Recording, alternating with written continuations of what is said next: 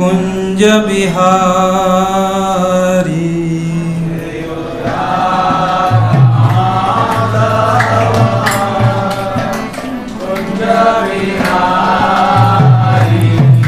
जय राधा माधव कुंज बिहारी।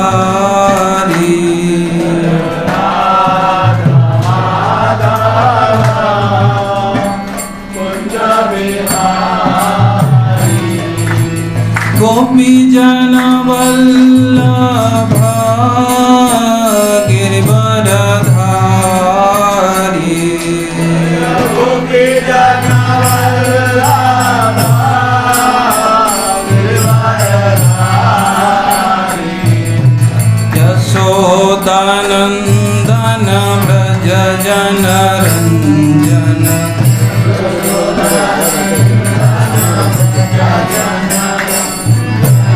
यशोदानंदन व्रज जन रंजन।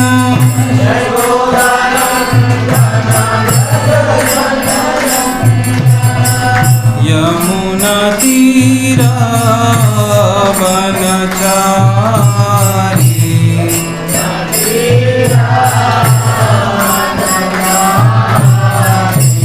हरे कृष्ण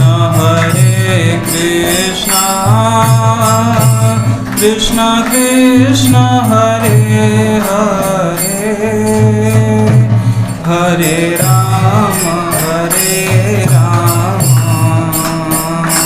राम राम हरे हरे।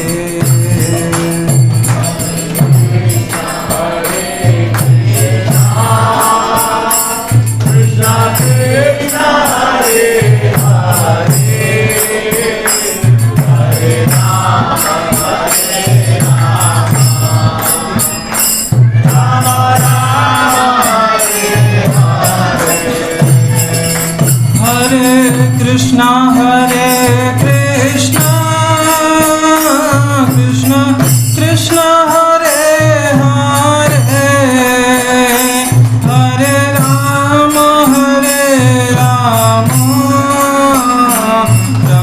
राम हरे हरे।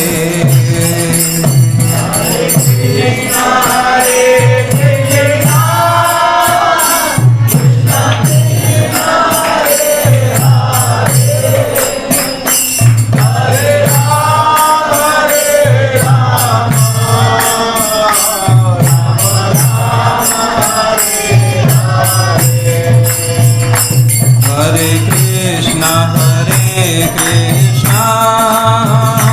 कृष्ण कृष्ण हरे हरे। हरे राम राम राम हरे हरे।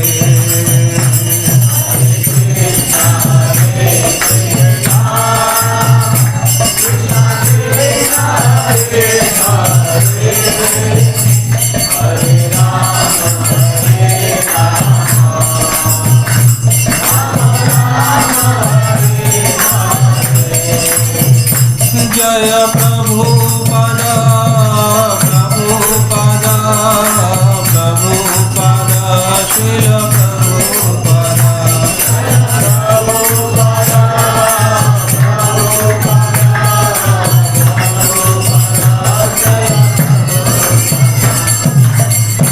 ओम ज्ञानतिमिरन्धस्य ज्ञानञ्जनशलाकया चक्षुरुन्मिलितं येन तस्मै श्रीगुरुवे नमः। श्रीचैतन्यमनोभीष्टं स्थापितं येन भूतले स्वयं रूप कदा मह्यं ददाति स्वपदान्तिकम्। वन्देऽहं श्रीगुरो श्रीयुतापदकमलं। श्रीगुरोन् वैष्णवांश्च साद्वैतं सावधूतं परिजनसहितं श्रीकृष्णचैतन्यदेवं श्रीराधाकृष्णपादान् सहगणललिता श्रीविशाखान्वितांश्च हे कृष्ण करुणा सिंधु दीनबंधो जगत्पते गोपेश गोपिका कांत राधा कांत नमस्तुते तप्त कांचन गौरांगी राधे वृंदावनेश्वरी वृषभानुसुते देवी प्रणमामि हरिप्रिये वाञ्छाकल्पतरुभ्यश्च कृपा सिन्धुभ्येव च पतितानां पावनेभ्यो वैष्णवेभ्यो नमो नमः।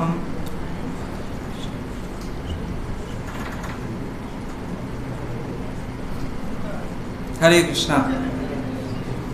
क्षमा चाहता हूँ, आपको आज मुझे फिर से बर्दाश्त करना पड़ेगा, तो लेकिन मेरा फ़ायदा ये है कि आप लोगों की प्रसन्नता से और भगवान के गुणगान से तो मेरा शुद्धिकरण होगा और आप लोग प्रसन्न होंगे, तो इसलिए मैं व्यास आसन पे बैठा, वरना ऐसा कोई वो नहीं है मेरी योग्यता। तो इसलिए इस व्यास आसन पे और आपके से ऊंचे आसन पे बैठने के लिए मैं आप सभी से क्षमा प्रार्थी हूँ। तो आज के भागवतम कक्षा, सायंकालीन भागवतम कक्षा में आप सभी का स्वागत है। आज जो हम चर्चा का विषय है, मैंने सोचा कि भागवतम के छठे स्कंद से चर्चा करने का प्रयास करेंगे। तो भागवतम में जैसा आप सभी जानते हैं कि 10 विषय हैं भागवतम के, जिसके ऊपर भागवतम में जिसका वर्णन है 10 सब्जेक्ट मैटर का। जैसे किसी भी वैदिक साहित्य की हम बात करते हैं तो क्या है, उसमें विषय वस्तु जो मैक्सिमम दी गई है वो 10 बताई गई है। तो इसी के आधार पे उसको, जैसे आपने सुना होगा, पुराण बोला जाता है, महापुराण बोला जाता है।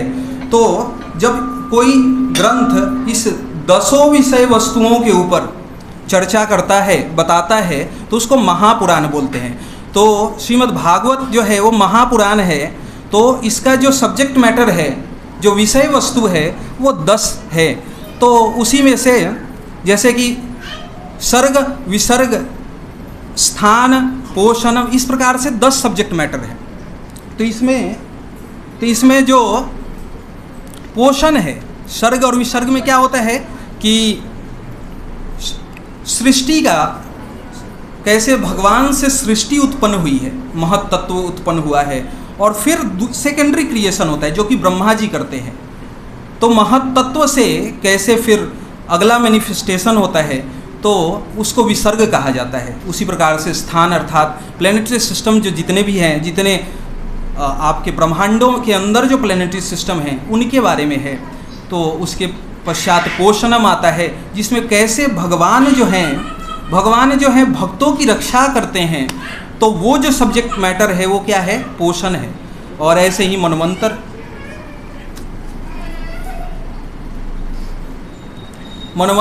अर्थात डिफरेंट टाइम जोन्स जो है, 14 मनवंतर है, उसके बारे में जो चर्चाएं हैं उसको मनवंतर के अंदर आती हैं। जैसे कि अभी आप में से कोई बता सकते हैं कौन सा मनवंतर चल रहा है? अभी वैवस्वत मनवंतर चल रहा है। तो ऐसे ब्रह्मा जी के एक दिन में 14 मनवंतर होते हैं। उनमें अलग अलग मनवंतरों में, जैसे कि अभी हमारा जो टाइम जोन जिसमें हम रह रहे हैं, वो वैवस्वत मनवंतर चल रहा है। तो इसके बारे में, जिस कालखंडों के बारे में, टाइम जोन्स के बारे में जिसके अंदर वर्णन है, वो है मनवंतर। उसके पश्चात है ईशानु कथा, है ना। उसके पश्चात आश्रय, जो 10वां स्कंद है उसको आश्रय बोला जाता है। तो इस प्रकार से है। तो हमारा जो सब्जेक्ट मैटर है वो 6ठा स्कंद है, जिसको भागवत का पोषण बोला जाता है। पोषण अर्थात भगवान अपने भक्तों की रक्षा कैसे करते हैं, है ना। तो इसके अंदर बहुत सारे भक्तों का वर्णन है ना। और किस प्रकार से ये स्कंद कैसे शुरू होता है।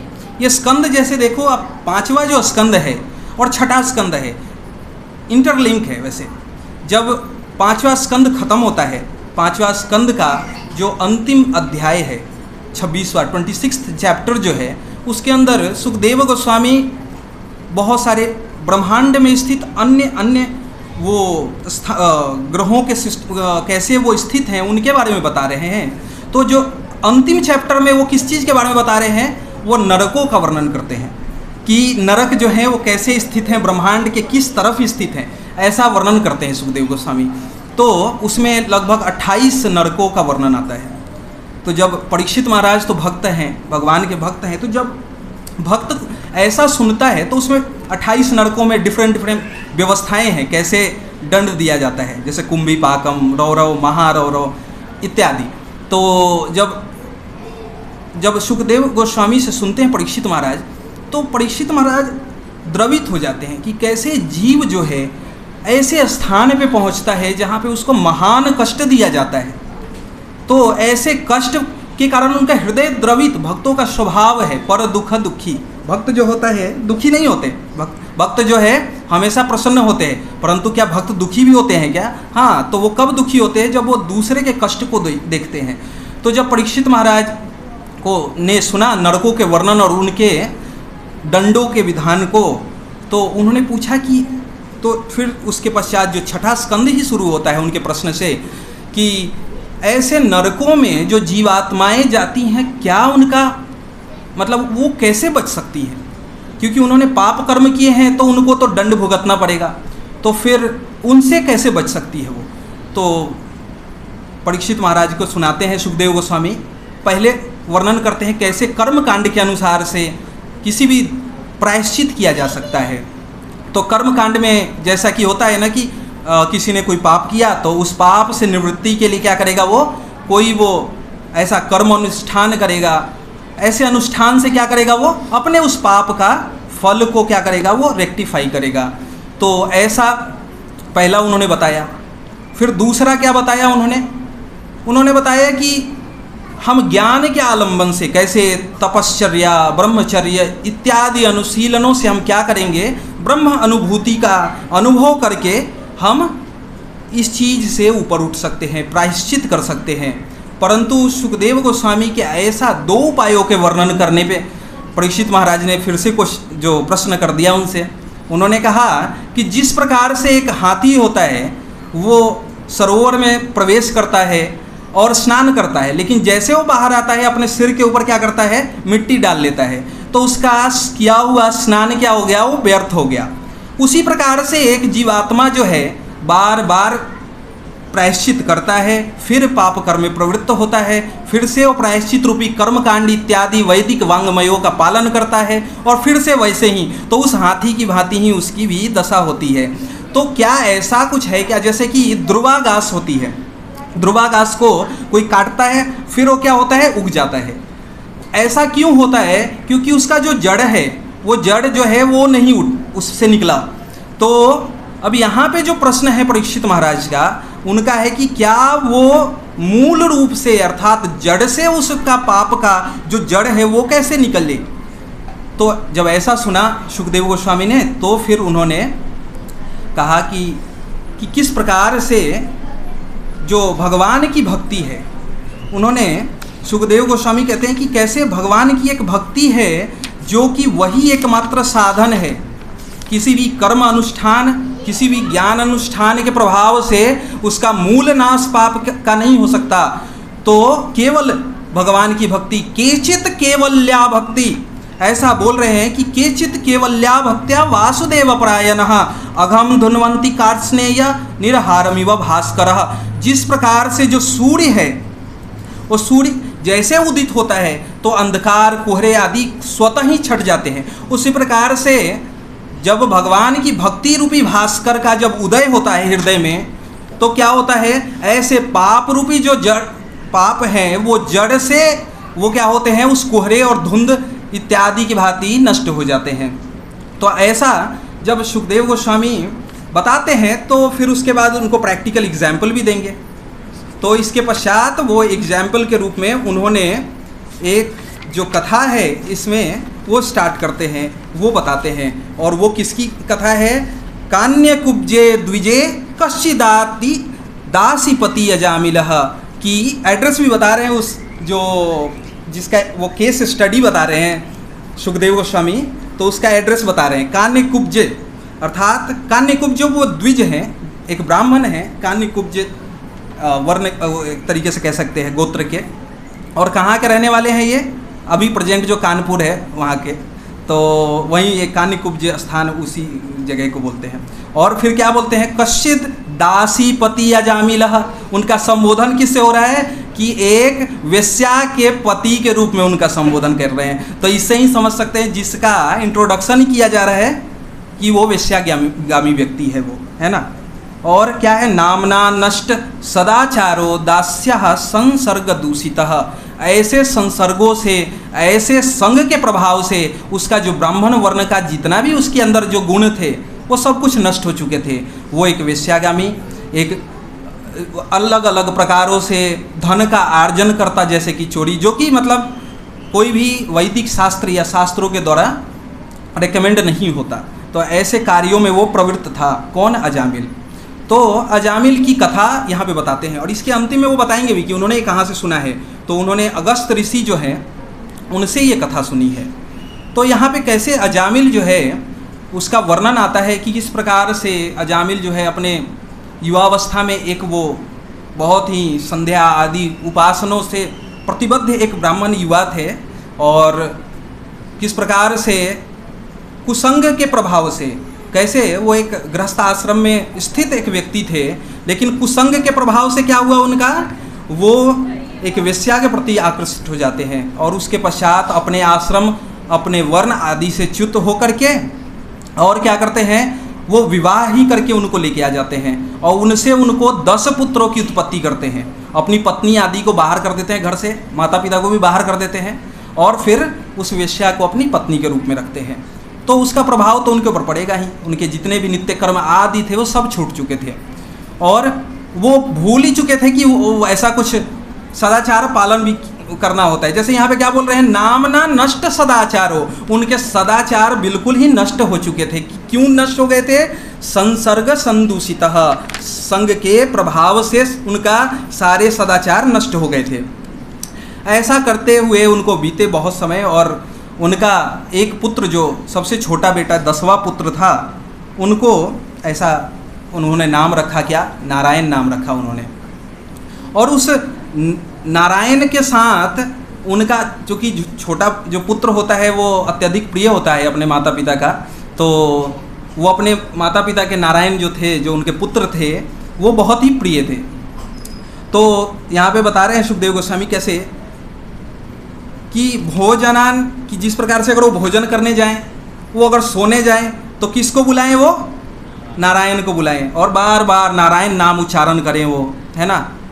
तो ऐसा उनका पुत्र के नाम के उच्चारण करने से वो अर्थात वो भगवान का नाम उच्चारण कर रहे थे और ऐसे करते करते उनको लगभग 85 की अवस्था, 85 ईयर्स बीत जाते हैं उनको। और क्या होता है, सह एव वर्तमानो अज्ञो मृत्यु काल उपस्थितः, और ऐसा करते उनको पता ही नहीं चला कि एक दिन क्या हुआ, मृत्यु का समय आ गया उनके सामने। मति चकार तनय बाले नारायण हय, और ऐसा मृत्यु, जो चीज़ जिस चीज़ में व्यक्ति प्रवृत्त होता है, जिसमें आसक्त होता है, तो मृत्यु के समय में ऐसी ही वस्तुओं को उन्हें याद आता है। तो क्या होता है, वो अपने पुत्र के प्रति आसक्त थे, तो उन्होंने क्या पुकारा, नारायण नाम पुकारा उन्होंने, है ना। भगवान नारायण का नाम पुकारते हैं वो। तो यहाँ पे अब 2 परिस्थितियाँ उनके समक्ष उत्पन्न होती है। क्या उत्पन्न होती है? चूँकि उन्होंने पूरे जीवन जैसा उन्होंने कर्म किया था, तो उसके प्रभाव से क्या उत्पन्न आ जाते हैं, वहाँ पे यमदूत आ जाते हैं। तो वहाँ पे 3 प्रकार के यमदूत जो हैं वहाँ उपस्थित होते हैं, है ना। 3 यमदूत आते हैं वहाँ पे। तो उनका वर्णन यहाँ पे, उनके स्वरूप का वर्णन है ना। सपास हस्ता त्रिद्वष्ट पुरुषान अति दारुणः वक्र तुंडानुरोम्य आत्मान नेतुमात गतः, कि ऐसा बोल रहे हैं कि वो स्वरूप कैसा है कि उन्होंने हाथ में पाश आदि लिया हुआ था, 3 थे, और अत्यंत ही भयंकर विकराल उनका स्वरूप था। बाल जो थे कैसे, जैसे कि ताम्र वर्ण होता है, तांबे का जैसे होता है, वैसा उनके बाल थे और ऐसे थे स्ट्रेट, जैसे कि अभी हम आजकल के फैशन में देखते हैं ना, स्ट्रेट बाल ऐसे, तो वैसे बाल वाले युक्त थे वो। तो यहाँ पे यमराज के जो दूत हैं उनके बारे में वर्णन है ना।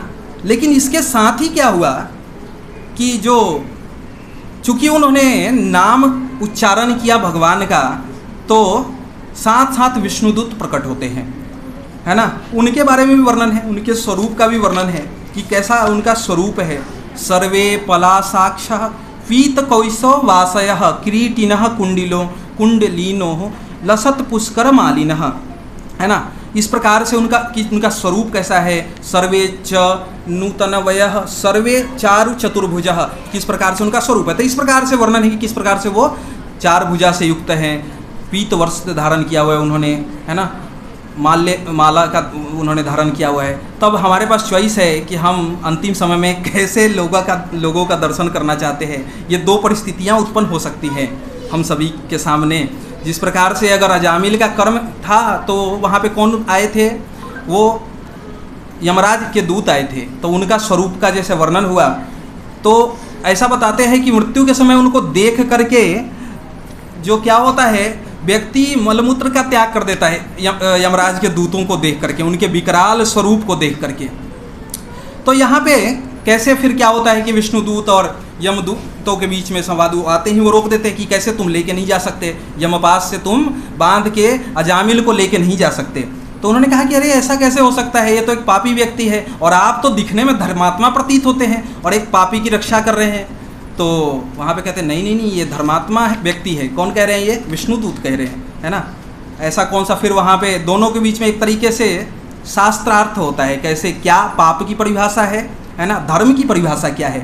तो अंतिम में विष्णुदूत क्या कहते हैं, सांकेत्यम परिहासम वा स्तोवम हेलन में वा वैकुंठ नाम ग्रहणे अशेष अघहरम विदु, कि अगर किसी ने संकेत मात्र से भी, इनडायरेक्टली भी या परिहासवश मजाक में भी, या फिर किसी को ऐसा चिढ़ाने के लिए भी, अगर किसी ने वैकुंठ नाम, श्री वैकुंठ के अधिपति जो भगवान हैं, अगर उनका नाम उसने ग्रहण कर लिया है तो क्या होगा, अशेष अघहरम विदुः, वो जितने भी उसके पाप राशि हैं वो उसी प्रकार से क्षय हो जाएंगे। कैसे क्षय हो जाएंगे, जैसे कि अगर आप सूर्य का प्रभाव से क्या होता है, जितने ओस आदि के जितनी राशियाँ वो सब क्या होती हैं, वो सब खत्म हो जाती हैं।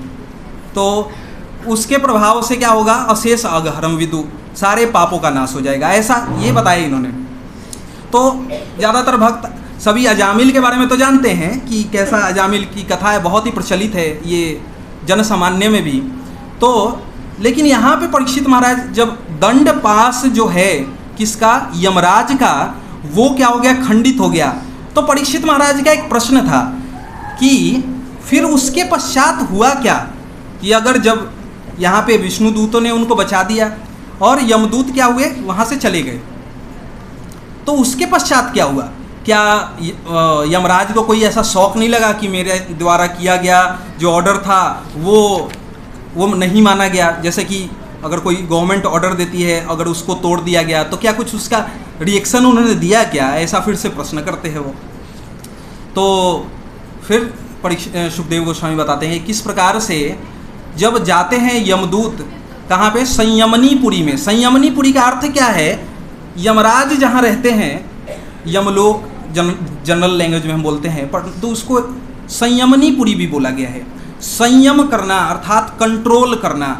तो यमराज पूरी सृष्टि के जो ये भौतिक संसार के जीवात्माओं को कंट्रोल जहाँ से करते हैं, उनके मृत्यु, जन्म मृत्यु आदि का निर्धारण उनके कर्म आदि के अनुसार करते हैं, तो उस पुरी को संयमनीपुरी कहा जाता है। तो जब वहाँ पे कौन पहुँचते हैं, यमदूत पहुँचते हैं, तो प्रश्न करते हैं यमराज से कि कितने संस्तारा है, कितने ऐसे लोग हैं जो क्या करते हैं, नियंता हैं, जो इस पूरी सृष्टि को चलाते हैं, कितने हैं ऐसा बताओ आप। तो यमराज तो थोड़े चकित हो गए कि आज तक उनके दूतों ने कभी ऐसे प्रश्न नहीं पूछा था। डायरेक्ट आकर के उनसे पूछ रहे कि बताओ कितने लोग हैं जो ये सृष्टि को चला रहे हैं। एक्चुअली वो क्या थे, उनके अंदर दो मिक्स दशाएं चल रही थी। एक तो भय का वो था, क्योंकि विष्णुदूतों ने उनको धमकाया था कि तूने अगर छुआ अजामिल को तो मारे जाओगे। तो इस वजह से वो पूछ रहे हैं कि कहीं, मतलब बताओ कहीं तुम्हारे से भी कोई बड़ा पावरफुल व्यक्ति है क्या जो इसको चला रहा है। अभी यमराज सोच ही रहे थे कि उनको प्रत्युत्तर करूं, तो फिर से यमदूतों ने कहा अगर मान लो कि बहुत सारे शासक हैं, इस जगह के बहुत सारे नियंता हैं, तो जैसे कि मंडलवर्ती ना, यहाँ पे शब्द आता है कि कैसे मंडलवर्ती, अर्थात जैसे कि किसी स्टेट के अंदर छोटे छोटे वो होते हैं वहाँ के निगम पार्षद होते हैं, है ना, तो सब मंडलवर्तियों के ऊपर, निगम पार्षद के ऊपर भी कोई है, उसके पश्चात भी मुख्यमंत्री है, ऐसे है। तो कह रहे हैं कि ऐसा क्या हायरार्की है क्या कोई कि जिसमें पहले ये मंडलपति है, उसके ऊपर है कोई?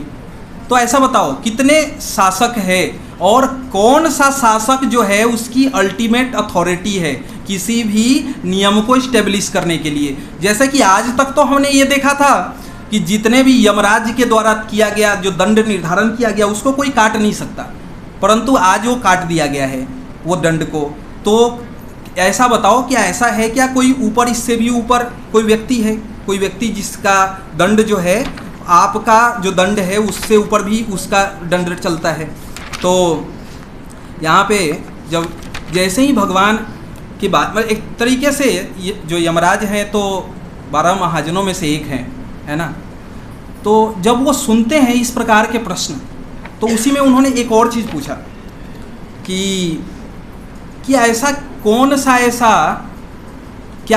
ऐसा धर्म नया हो गया है जिसमें केवल नारायण नाम लेने से वो व्यक्ति पापों से मुक्त हो गया, केवल नारायण नाम लेने से। जैसे आज भी जो सांसारिक व्यक्ति होता है क्या हो जाएगा, केवल हरे कृष्ण करने से क्या हो जाएगा, उसी प्रकार से यमदूत भी हैं तो सेम वैसे ही प्रश्न पूछ रहे हैं यमराज से, क्या हो गया, एक नारायण नाम लेने से पाप कैसे क्षय हो गया, वो पाप से मुक्त कैसे हो गया? तो जैसे ही यमराज ने ये सुना केवल नारायण, तो उनको कौन अपने इष्ट याद आ गए जिनका वो नित्य स्मरण करते हैं, नित्य जिनका सतत स्मरण करते हैं, केवल नित्य स्मरण नहीं करते। तो यमदूत जैसे कि व्यक्ति होता है, कोई जज होता है तो उसका पर्सनल लाइफ अपना वो कोर्ट में डिक्लेयर नहीं करता है, वो कोर्ट में उस चीज़ को डील नहीं करता है। तो उसी प्रकार से यमराज जी क्या है, जज हैं, और वो अपने उस पर्सनल जीवन जिसमें वो भगवान का स्मरण, उनका पूजन आदि करते हैं, तो इससे यमदूत आदि जो थे इनसे वो अनभिज्ञ थे, वो उनको पता नहीं था। तो जैसे उन्होंने सुना कि क्या बोल रहे हैं ये नारायण नाम, अर्थात नारायण का के बारे में बोल रहे हैं, ये जो जहाँ से इनका क्वेश्चन जो आया है ये यहाँ से आया है। तो यमराज उसके पश्चात कहना शुरू करते हैं कि कैसे कि मैं तो देखो जो इसमें इस सृष्टि में मैं तो एक बहुत ही एक छोटा सा ऐसा अधिकारी हूँ। इवन ब्रह्मा शिव आदि जो देवता हैं वो भी जिनका गुणगान करते रहते हैं, और नारायण के नाम का प्रभाव देखिए कि कैसा प्रभाव दिख रहा है कि यमराज के जो सेवक हैं यमदूत, तो सेवक को कैसे उच्चारण कर रहे हैं, वो कह रहे हैं पुत्र कहा कि हे मेरे पुत्रों, अर्थात पुत्र कह के संबोधित कर रहे हैं। क्यों ऐसा संबोधित कर रहे हैं? क्योंकि उन्होंने भगवान का नाम लिया, इस वजह से। तो जो महाजन होते हैं अर्थात जो धर्म के दृष्टा होते हैं वो समझ पाते हैं कि सही भागवत धर्म क्या है। तो यहाँ से फिर यमराज जो है यमदूतों को उपदेश करते हैं किस प्रकार से जो धर्म का वास्तविक स्वरूप क्या है, क्या केवल कुछ कर्मकांड के नियमों को करना क्या धर्म का वास्तविक स्वरूप है? क्या हमने गए यहाँ पे जाके इस तीर्थ को भ्रमण करके आए, ये यज्ञ आदि किया, ये संध्योपासन किया हमने, तो क्या यही धर्म का स्वरूप है?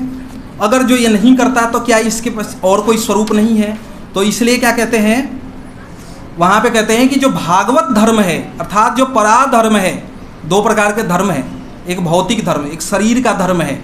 जैसे जब कोई वर्णाश्रमी होता है कि ब्राह्मण क्षत्रिय वैश्य शूद्र आदि जो अपने शरीर के धर्म के अनुसार जब वो कार्य करता है तो ये अपरा धर्म है। क्यों? क्योंकि इस भौतिक संसार को चलाने के लिए यहाँ का जो धर्म है वो क्या है, वो अपरा धर्म की श्रेणी में आता है। परंतु इससे भी ऊपर का धर्म है जिसके ऊपर कोई भी त्रिगुणात्मक जो प्रकृति है उसका कोई प्रभाव नहीं है, तो वो है पराधर्म। और उसके बारे में क्या बोल रहे हैं हनुमान जी, सॉरी यमराज जी, कि वो धर्म जो है वो बहुत सारे देवताओं के द्वारा भी वो जानना उसके लिए कठिन है। वो धर्म जो है जब वो कहते हैं कि जो भागवत धर्म है, इसलिए चैतन्य चरितामृत में भी एक श्लोक आता है कि भागवत भक्त्याग्राह्यम, कि जो भक्त है वही भागवत को समझ सकता है ना। तो उस भागवत धर्म के बारे में चर्चा करते हुए फिर यमदूतों को क्या बता रहे हैं कि और कौन फिर जानने वाले, क्या कोई नहीं जानता? तो फिर क्या सृष्टि में कोई भी इस धर्म को नहीं जानता है? तो वहाँ पे यमराज बता रहे हैं कि 12 महाजन है ना, स्वयंभू, नारद, शंभु, कुमारो, कपिलो, मनु, जनक, भीष्मो, वली, वैयासकी, वयम, कि ये 12 लिस्ट दिया उन्होंने महाजनों का, कि ये 12 लोग जो है असली धर्म जो भागवत धर्म है उसको वो समझते हैं। तो यहाँ पे क्या बोल रहे हैं अंतिम में, वली, वैयासकी, वयम, कि मैं भी वो जानता हूँ, यानी कि यमराज भी हैं वो महाजन, वो अधिकारी हैं जो धर्म को जानते हैं।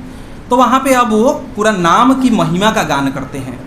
जो भागवत धर्म क्या है, अगर आप भागवत धर्म अर्थात भागवत, श्रीमद् भागवत महापुराण का नाम भी इसी से, क्योंकि ये भागवत धर्म की व्याख्या हो रही है, यहाँ पे उस पराधर्म की व्याख्या हो रही है। तो जब पराधर्म की व्याख्या जिस ग्रंथ के द्वारा हो रही है तो क्या है, वो भागवत है। अगर आप भागवत को देखें तो अंत, मध्य और जो स्टार्टिंग, मध्य और अंत, इन सब जगह क्या है, नाम गीयते, भगवान के नाम का केवल गुणगान हो रहा है वहाँ पे। तो यहाँ पे जैसे कि आप देखें कि केवल नाम स्मरण मात्र से क्या हो रहा है, केवल भगवान के नाम स्मरण मात्र से अशेष अग जितने भी पाप हैं वो सब खत्म हो जा रहे हैं। जैसे कि अगर आप चैतन्य चरितामृत में एक भक्त की कथा आती है, सुबुद्धि रॉय उनका नाम होता है। तो सुबुद्धि रॉय जो होते हैं वहाँ के एक मुस्लिम जो नवाब होता है उसके यहाँ वो रहते हैं। तो एक्चुअली में होता है कि वो पहले वो जो व्यक्ति होता है, जो सुबुद्धि रॉय होते हैं, वो वहाँ के अधिकारी होते हैं, और बाद में चूँकि डोमिनेंसी ऑफ मुस्लिम स्टेट्स का जो होता है इसकी वजह से उनका फिर उसके अधीन में आ जाते हैं।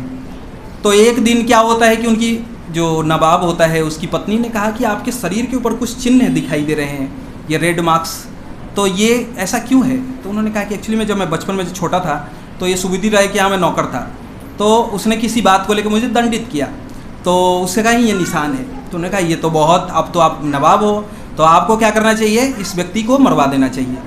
तो सुबुद्धि रॉय जो होते हैं वो कहते हैं कि वो नवाब जो बोलते हैं, कहते हैं कि ये जो व्यक्ति है उसने मेरा पिता के समान पालन किया है, तो मैं मरवा नहीं सकता इनको। तो उन्होंने कहा कि ठीक है, आप इनको कन्वर्ट तो कर सकते हो। तो उस ज़माने में कन्वर्ट करना बहुत आसान होता था। अपना जूठा जो जल होता था वो अगर किसी के ऊपर छिड़क दिया तो वो व्यक्ति हिंदू समाज से बहिष्कृत कर दिया जाता था कि तुम मलेच्छों के द्वारा वो हो चुके हो, तो इस अब तुम्हें एक्सेप्ट नहीं किया जाएगा। तो अब उन्होंने सुबुद्धि रॉय को सब लोगों ने बहिष्कृत कर दिया समाज से कि अब आपको हमारे हिंदू समाज में कोई स्थान नहीं है। तो वो काशी जाते हैं, और काशी में वहाँ जो ब्राह्मण होते हैं उनसे उन्होंने कंसल्ट किया कि अभी प्रायश्चित क्या हो सकता है इस चीज़ का, किस प्रकार से हम प्रायश्चित करें कि और फिर से दोबारा शुद्ध हो सके। तो ब्राह्मणों ने क्या, उनको वहाँ के जो पंडित थे उन्होंने ऐसा वो बताया, उपाय बताया कि आप क्या करो, जो घी को खौलाओ, गरम करो और उसको पी करके और प्राण त्याग दो। तो ऐसा करने से क्या होगा, आपकी प्रायश्चित हो जाएगी, और उसके पश्चात क्या होगा, आप अगले जन्म में इस दोष का प्रभाव उसके ऊपर नहीं रहेगा। अब ऐसा सुन के सुबुद्धि जो रॉय थे उनके पैर वैसे ही कांपने लग गए, कोई व्यक्ति ऐसा प्रायश्चित कैसे कर सकता है। तो उस समय श्रीमन महाप्रभु, श्रीमन चैतन्य महाप्रभु अपने वृंदावन की यात्रा के दौरान वो वाराणसी में ही वास कर रहे थे। तो उस समय जो सुबुद्धि रॉय को कहीं से पता चलता है कि श्रीमन महाप्रभु जो हैं अभी वाराणसी में हैं, तो उनके दर्शन के लिए वो जाते हैं, और वहाँ भी वो यही प्रश्न करते हैं कि महाप्रभु अभी तो मैं अत्यंत ही पतित हो चुका हूँ, और किस प्रकार से मेरी शुद्धि हो। तो महाप्रभु ने कहा देखिए अब आप वैसे भी वानप्रस्थ की अवस्था में आ चुके हैं, तो अब वृंदावन जाइए और वहाँ महामंत्र, श्रीमन महामंत्र का क्या कीजिए, कीर्तन कीजिए। अब महामंत्र के प्रभाव से शुद्धि तो छोड़िए, अब अन्य प्रायश्चितों में क्या होता है, प्रायश्चित होता है वो पाप कर्म जिसने किया उससे वो छूट जाता है। लेकिन यहाँ पे जो भागवत धर्म और नाम संकीर्तन से का फायदा क्या है, वो व्यक्ति केवल उससे छूटता नहीं है, वो भगवान के अनन्य पार्षद बनने के लायक हो जाता है। वो नाम उच्चारण से उसकी योग्यता ये हो जाती है कि वो भगवान का पार्षद बन सकता है। तो महाप्रभु ने कहा सुबुद्धि रॉय को कि आप वृंदावन जाइए, तो उनके आदेश से वो जाते हैं और वहाँ जाके वो भजन करते हैं, और बाद में वो रूप सनातन जो हैं महाप्रभु के पार्षदों को वहाँ पे फिर सहयोग करते हैं कि वहाँ पे मंदिरों के इस्टेब्लिश में करने में और प्रचार करने में। तो इस प्रकार हमने जैसे यहाँ पे देखा कि किस प्रकार से जो जो अजामिल है वहाँ पे अजामिल क्या होता है, वहाँ पे छूट जाता है, परंतु वो उसने इनडायरेक्टली नाम लिया था, तो यमपास से तो छूट जाता है, लेकिन उस समय वो वैकुंठ नहीं जाता। तो जैसे ही उसने ये देखा कि क्या हुआ कि यमराज के दूतों का, विष्णु दूतों का संवाद होता है, ये सब प्रत्यक्ष उसने देखा है। अब वो जैसे ही यमपास से छूटा और पुनः जीवित हो गया एक तरीके से, तो वो जीवित होता है तो उसको तो वो प्रत्यक्ष अनुभूति है उसकी। अब वो फिर से वो उस वाले नारायण को नहीं पुकारता जो अपने बच्चे वाले नारायण को, वो क्या करता है, उसी समय वो हरिद्वार के लिए, गंगा द्वारे, वहाँ से वो गंगा द्वार अर्थात हरिद्वार के लिए वो निकल जाता है और वहाँ 15 वर्ष उनकी और आयु मतलब जीवित रहते हैं और वहाँ पे रह के वो फिर से भगवान के नाम का जप करते हैं और उसके प्रभाव से क्या होते हैं, वही विष्णुदूत जो 4 विष्णुदूतों ने उनकी रक्षा करी थी वो विमान सहित वहाँ पे प्रकट होते हैं और क्या होता है, उनको वो भी फिर से चतुर्भुज स्वरूप में भगवत धाम को गमन करते हैं, है ना। तो यहाँ पे जब सारा प्रकरण हो गया तो अब उन्होंने कहा कि देखो अभी तो ये नाम की जो महिमा है, अब साधन तो बहुत क्या है, एक तरीके से बहुत ही इजी है साधन और ये तो कोई भी कर सकता है। इस प्रकार से हम लोग कैसे चयन करेंगे कि किसके पास हमें जाना है उसको लाने के लिए, यमदूत ऐसा पूछ रहे हैं यमराज से, और किसके पास नहीं जाना है ना। हम कौन से ऐसे पाप आत्माओं को हम लेके आएंगे और क्या करेंगे, कौन से लोगों को हमें नहीं लेके आना है। तो यहाँ पे यमराज जी क्या करते हैं, उनको बताते हैं कि किस प्रकार से, कैसे प्रकार के लोगों का आपको क्या करना है, लेके आना है और कैसे को नहीं लेके आना है। तो एक श्लोक है इसी आगे का, जिह्वा न वक्ति भगवत गुण नाम ध्येयम चेतस न स्मरति तच्चरणारविंदम कृष्णाय नो नमति यच्छीर एकादपि तान् अन्वयध्यम असतकृत विष्णुकृत्याम। तो यहाँ पे ऐसे लोगों का लिस्ट देते हैं यमराज जी की, ऐसे लोगों को लेके आना है ना। कैसे लोगों को लेके आना है कि हे मेरे सेवकों, तुम केवल उन्हीं पापी लोगों को लेके आना जिनके जीव से जिह्वा न वक्ति भगवत नाम तुभ्यम, कि जिन्होंने कभी अपने जिह्वा से भगवान के नामोच्चारण नहीं किया और क्या, और भगवान के गुणों का वर्णन नहीं किया, जिनका हृदय जो है वो क्या है, कभी स्मरण नहीं करता किनका, भगवान के चरणारविंदम, भगवान के चेतस न स्मरति तत् चरणारविंदम, उस भगवान के जो चरण कमल है उनका स्मरण नहीं करता, है ना।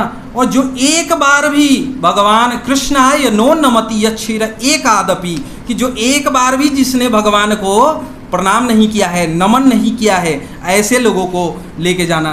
तो चूँकि हम लोग भारतवर्ष में हमारा जन्म हुआ है, तो जिसके प्रभाव से हमें ये प्रिविलेज मिला है ना।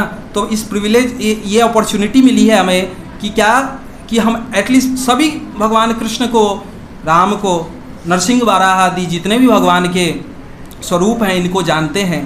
तो हमारा कर्तव्य है कि अजामिल तो अनजाने में आकर के क्या कर रहा है, वो भगवत स्मरण किया उसने अपने पुत्र का नाम लेकर के, परंतु हम तो जानते हैं, हम तो अनभिज्ञ नहीं हैं। तो इसलिए हमारा कर्तव्य क्या है कि हम भगवान का जो है ये सारे माध्यमों से, अपने वाचा कर्मणा इत्यादि जो माध्यम है उन सब से भगवान का ध्यान करें। जैसे कि यहाँ पे जो वो लिस्ट बनाया गया उसमें हम ना आए, है ना। तो और सुखदेव गोस्वामी एक और चीज़ बोलते हैं यहाँ पे कि जब देखो, जब अजामिल जो था वो अपने पुत्र के नाम को लेकर के ऐसी गति को प्राप्त कर लिया, तो उनका क्या, वो उन भक्तों का क्या होगा, जरा हमें सोचना चाहिए कि जो तो श्रद्धा पूर्वक भगवान को जान के जो स्मरण करते हैं उनकी क्या गति होगी। तो उनकी गति हम जो है इससे इस अजामिल के कंपैरिजन से हम समझ सकते हैं कि उन भक्तों की क्या गति होगी, वो भगवान के कितने निकटवर्ती पार्षदों में वो होंगे, है ना। तो यहाँ पे जब हम यहाँ पे भगवान के नाम, यहाँ पे मुख्य रूप से जो इस चैप्टर के अंदर जो वर्णन आता है वो नाम के बारे में आता है ना। और वो नाम कितना सरल साधन है उसके बारे में कैसे कलिसंतरण उपनिषद में जो ब्रह्मा जी हैं उनसे प्रश्न पूछ रहे हैं, कौन, नारद जी, और वो पूछ रहे हैं कि कैसे कलिमल ग्रसित जो जीव है उनका उद्धार कैसे होगा। तो वहाँ पे उन्होंने बताया कलिसंतरण उपनिषद में कि हरे कृष्ण कृष्ण कृष्ण हरे हरे, हरे राम राम राम हरे हरे। ब्रह्मा जी कह रहे हैं इति षोडशकम नाम नाम कलिकल्मसनासनम नात परतरोपाय सर्ववेदेषु दृश्यते, कि जो कलयुग में जितने भी साधन हैं, जितने भी धर्म के साधन हैं, जैसे कि अन्य युगों में है ना, कृते ध्यायतो विष्णु त्रेतायाम यजतौ मखे द्वापरे परिचर्यायाम कलौ तदहरि कीर्तनात्। तो जैसे अन्य अन्य युगों में जितने साधन हैं वो सब कलयुग में प्रायः जो क्या हो जाएंगे, वो निष्क्रिय एक तरीके से हो जाएंगे, उनका प्रभाव नहीं रहेगा, परंतु केवल नाम उच्चारण मात्र से। और उन्होंने नाम भी बताया किस प्रकार से, इति षोडशकम नाम नाम, कि यह 16 अक्षरों का जो नाम है इनके उच्चारण मात्र से क्या होगा, जीव जो है वो केवल और केवल कलयुग के प्रभाव से नहीं मुक्त होगा, वो भगवत धाम के जाने के योग्य हो जाएगा। तो यहाँ पे नारद जी पूछते हैं, जैसे भी कोई भी वैदिक नियम मंत्र आदि होते हैं तो उनके नियम भी होते हैं, तो पूछते हैं कि क्या इसका नियम क्या है, इति कस्य विधिरस्ति, कि इसकी विधि क्या है, इसका विधि निषेध क्या है, किस प्रकार से जैसे कि इसको जप किया जा सकता है। तो क्या कहते हैं ब्रह्मा जी, नास्त्र विधिरस्ति, कि इसका कोई भी क्या है ऐसा नियम नहीं है कि इस प्रकार से ही जप करना है, आपको सतत रूप से इसको किसी भी अवस्था में किसी भी परिस्थिति में नाम का हम उच्चारण कर सकते हैं। तो उस प्रकार से देखिए कि कैसे हमारे को, जब हमारे आचार्यों ने, प्रभुपाद जी ने उस साधन को हमारे लिए बहुत ही, वो तो ऐसे ही साधन बहुत ही सरल है, परंतु हमारे लिए सुलभ भी बना दिया प्रभुपाद जी ने और अन्य आचार्यों ने। और आज हमारे गौड़ीय संप्रदाय के, हमारे परंपरा के एक और आचार्य का क्या है, आविर्भाव दिवस भी है। तो वो आचार्य हैं वक्रेश्वर पंडित, श्रीमन महाप्रभु के लीला में ये उनके डायरेक्ट एसोसिएट हैं। महाप्रभु की लीला, जब महाप्रभु बंगाल में लीला कर रहे थे, उसके पश्चात उन्होंने संन्यास लेने के पश्चात पुरी गए, तो वक्रेश्वर पंडित पहले बंगाल में थे, उसके पश्चात वो पुरी जाते हैं। और इनका स्वरूप, जैसे गौड़ गणोदेश दीपिका आदि ग्रंथ हैं जिसमें अन्य अन्य गौड़ पार्षदों का स्वरूप है कि वो अपने कृष्ण लीला में उनका स्वरूप क्या है ना। तो कृष्ण लीला में उनके स्वरूप के वर्णन में आता है कि ये तुंग विद्या सखी है। जब महाप्रभु कौन है, श्रीमती राधा रानी के स्वरूप में है ना, श्रीमती राधा रानी के भाव में है। और उनके जो पार्षद है, जो सर्वाधिक निकटवर्ती जो पार्षद है ना, ललिता विशाखा आदि सखियां जो हैं वही उनके पार्षद के रूप में आई हैं। तो इन अष्ट सखियों का जो नाम है, जो राधा रानी की प्रमुख सखियां हैं, वो सखियों में एक प्रमुखतम सखी जो है वो कौन है, तुंग विद्या है। और ये तुंग विद्या क्या है, ये गोलोक वृंदावन में भगवान के, श्रीमती राधा रानी के, इनके लीलाओं में जो गायन का कार्य, नर्तन का कार्य, ये सेवाएं वो करती हैं। तो जब वक्रेश्वर पंडित जब इस लीला में, भौम लीला में, गौर लीला में आते हैं, तुंग विद्या सखी जब आती हैं वक्रेश्वर पंडित के रूप में, तो यहाँ पे वही जो वक्रेश्वर पंडित है, यहाँ भी उनका वही सेवा रहता है, नर्तन की सेवा। और उनका जो नृत्य था वो कोई 1 घंटे 2 घंटे का नहीं होता था, वो कितना 72 आवर्स तक वो कंटिन्यूअस नृत्य कर सकते थे और करते थे। जब वो 3 दिन तक लगातार जब संकीर्तन होता था तो लगातार 3 दिन तक नृत्य कर सकते थे। जब वो नृत्य के लिए आते थे तो कोई जो संकीर्तन करने वाला नहीं आता था सामने, क्योंकि अब जो संकीर्तन करेगा उसको लगातार उसको भी गाना पड़ेगा। तो इस वजह से केवल और केवल महाप्रभु आते थे उस समय। महाप्रभु 3 दिन तक संकीर्तन करेंगे और वक्रेश्वर जो पंडित है वो नृत्य करेंगे। तो ऐसे वक्रेश्वर पंडित का आज आविर्भाव तिथि भी है। तो इनसे भी हम कृपा की याचना करेंगे। हमारे प्रभुपाद जी के एक शिष्य जो कि ब्रह्मानंद प्रभु, उनका भी आज तिरोभाव तिथि है। हमारे मूवमेंट में जो पहले जो प्रभुपाद कहते हैं कि जब अमेरिका में उन्होंने धर्म जो प्रचार की शुरुआत कैसे करी, तो भागवत धर्म से। वहाँ पे कोई कुछ और वस्तु, अन्य वस्तु थे भी नहीं, तो केवल नाम संकीर्तन करते थे। वहाँ पे शेड्यूल था उनका, आई थिंक 2 से लेके 5 बजे तक प्रभुपाद जी टैम्स्किन स्क्वायर पार्क में जाते थे, वहाँ एक पेड़ के नीचे बैठना और 3 घंटे तक लगातार कीर्तन करते। और उस समय जो हिप्पी लोग आते थे और कीर्तन में आकर के कोई कुछ बजा रहा है, कुछ बजा रहे हैं ना, तो उनमें जो सबसे पहले जो भक्त थे जिन्होंने नृत्य किया था वो संकीर्तन में आके, वो कौन थे? वो ब्रह्मानंद प्रभु थे। और ब्रह्मानंद प्रभु देखिए हमारे मूवमेंट में प्रथम प्रभुपाद कहते थे कि प्रथम नृत्य किया, ऐसा उन्होंने संबोधित किया। जब उन्होंने उनका तिरुभाव होता है, तो किस दिन तिरुभाव होता है? तो वक्रेश्वर पंडित का जिस दिन आविर्भाव है उसी दिन उनका तिरुभाव होता है। तो अगर हम देखें, ऐसा नहीं कि ये जो लीलाएं हैं और भगवान का कृपा का प्रभाव है, गोलोक वृंदावन उनको ले जाने का प्रभाव है, वो प्रभाव ऐसा नहीं था केवल द्वापर तक था। ये आज भी जैसे जैसे जो वैष्णव अपने नित्य लीला प्रवेश की इसका समय उनका निकट आता है, तो लोग उनकी अनुभूतियों को देख के उनकी अनुभूतियों से हम समझ सकते हैं, उनके को देख के समझ सकते हैं कि किस प्रकार से जो ये पूरा प्रोसेस है, नाम संकीर्तन का प्रोसेस है, किस प्रकार से वर्क ही नहीं करता, वो पूरी तरीके से वर्क करता है ना। तो इसकी प्रत्यक्ष अनुभूति भी है। जैसे भगवान कहते हैं क्या? प्रत्यक्षम अवगमम, कि ये क्या है? प्रत्यक्ष अनुभूति का भी विषय है। तो वो वक्रेश्वर पंडित जो हैं, वो वक्रेश्वर पंडित के बारे में वहाँ पे बहुत सारी ऐसी लीलाएं हैं वक्रेश्वर पंडित के महाप्रभु के पास टाइम्स में। लेकिन एक जो लीला आती है, कैसे देवानंद पंडित जो होते हैं, वो क्या होता है उनका, वो भागवत के प्रवचनकर्ता होते हैं, जैसे प्रोफेशनल रिसाइटर्स होते हैं। तो वो एक बार कथा कह रहे थे, तो उस समय श्रीवास पंडित जो है उनकी कथा में जाते हैं और उस कथा में जाते ही उनको भागवत का के श्लोकों को, भागवत भगवान की लीलाओं को सुन के क्या होता है, जो भी अष्ट सात्विक विकार की अनुभूतियाँ होती है उत्पन्न होने लग जाती हैं। तो उनके जो शिष्य थे, देवानंद पंडित के जो शिष्य थे, उन्होंने सोचा कि ये क्या कर रहा है, व्यवधान उपस्थित कर रहा है कथा में। उन्होंने क्या किया, उठा के उनको बाहर फेंक दिया उनको, श्रीवास पंडित को। तो जो और ऐसा करते हुए देख के देवानंद पंडित ने, उनका कोई प्रतिरोध भी नहीं हुआ। उन्होंने ये नहीं कहा कि नहीं ऐसा तुम्हें नहीं करना चाहिए। तो जो शिष्य का जो पाप होता है, उसका अगर वो गुरु के निरीक्षण में वो कर रहा है तो उसका भागीदार कौन होगा? फिर वो गुरु होंगे। तो वो वहाँ से क्या हुआ, उनका जो भले ही भागवत की कथा करते थे, लेकिन उनको भागवत का जो तत्व था वो हृदय से कोई वो अनुभूति हो ही नहीं रही थी। और महाप्रभु एक बार जब यहाँ आते हैं, नवदीप जब संन्यास लेने के पश्चात वो सची माता से मिलने के लिए आते हैं, तो उस समय वो आते हैं और संकीर्तन करते हैं। तो महाप्रभु फिर उनको क्या करते हैं, आलिंगन करते हैं। तो ऐसा कैसे हुआ कि महाप्रभु ने उनके सर्वाधिक निकटवर्ती जो पार्षद उनके प्रति जो अपराध हुआ था, उस ऐसे व्यक्ति को उन्होंने भगवत प्रेम दिया।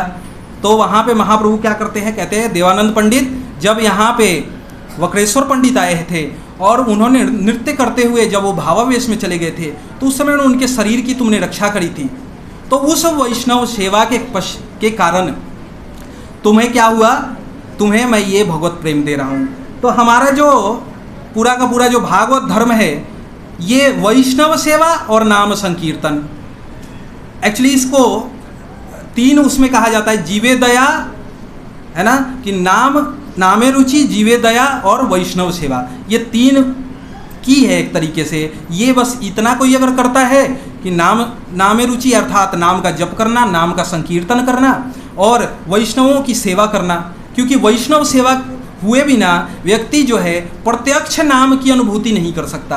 क्योंकि जैसे ही वो वैष्णवों की, ऐसे जो नाम निष्ठ वैष्णव हैं, जो नाम में रुचि जिनकी उत्पन्न हुई है, ऐसे वैष्णवों की जब वो सेवा करते हैं तो क्या होता है, उनकी भी अंदर नाम में रुचि आ जाती है। और क्या करते हैं, जब उनके अंदर जो चीज़, जब व्यक्ति क्या होता है जिसको सर्वाधिक जो प्रिय वस्तु ऐसा लगता है कि मेरा कल्याण हुआ, तो जो वैष्णव है क्या करता है, वो दूसरों को भी देता है, अर्थात वो जीवे दया, जीव के ऊपर दया करता है, तो नाम का फिर से वो प्रचार भी करता है। तो ये इसके साथ ही मैं आप लोगों से क्षमा चाहता हूँ कि आप लोगों ने मेरे को बर्दाश्त किया इतना देर।